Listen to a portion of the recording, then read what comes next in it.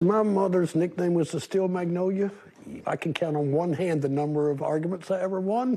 Chip Carter, the second son of former First Lady Rosalynn Carter and President Jimmy Carter. We had arguments about everything you can possibly imagine. My mother always took the side with the weak children and helped us. No matter what the consensus was, my father took the opposite side so that we could know that there's more than one answer for it. Did your mom ever take your side and you knew she actually did not believe your side? Absolutely. Absolutely. And she would always tell me afterwards, you know, Dad was right. But she studied issues and knew what she believed, and a lot of it was based on her faith. One of those issues she more than believed in, mental health and caregiving. There are only 4 kinds of people in the world: those who have been caregivers, those who currently are caregivers, those who will be caregivers, and those who will need caregiving.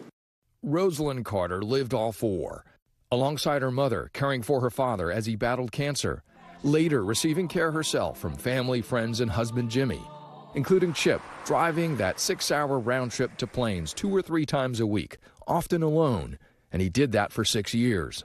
In the last year, it was hard to stand in front of the front door and you have to and open it and go in and immerse in that stuff, and you'd have to kind of talk yourself into it. But it was difficult emotionally for me. Were you your mom's favorite? Yes, but I'm not sure my other siblings would not say the same thing.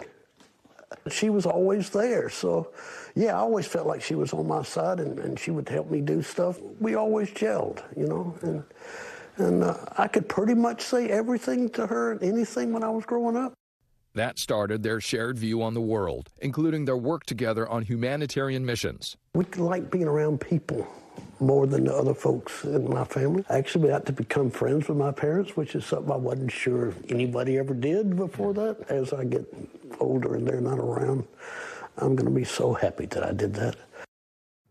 MSNBC anchor Richard Louie joins us now. Richard, to hear Chip talking about his parents, being able to actually be friends with them, and also talking about what he did as a caregiver, making this trip to help his mother, 6 hours a trip, multiple times a week. Yeah. What other challenges and rewards did he talk about in terms of being that all-important caregiver?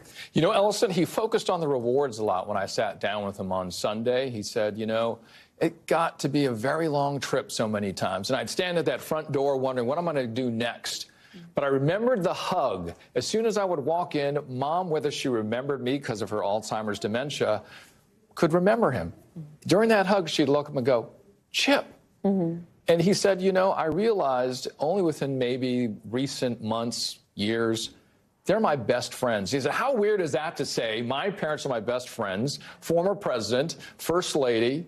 But that was true.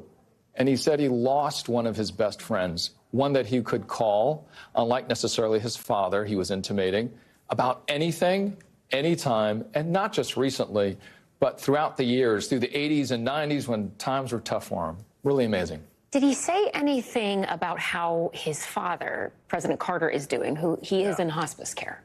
He was saying that at the moment right now, for his dad, he saw him in ways that he hadn't seen before, because they were the primary caregivers of each other. Mrs. Carter was the primary caregiver of the former president, and the former president was the primary caregiver of the First Lady. She's gone now. And part of that change that he feels like he's going through is, I'm now the guy, along with my family, to take care of my dad. And recently, he said he had a hug and a kiss with his dad, and it was probably, he said he could count it on one hand, that they had such a close moment. And that's very interesting, Ellison, because on top of that, it's the first Christmas in 73 years he's been alive. They're not all going to be together. That change fits very interestingly into her focus on butterflies, change and metamorphosizing. And he is going through that change, he realized. Something is ahead, something that is difficult right now, but he still remains positive.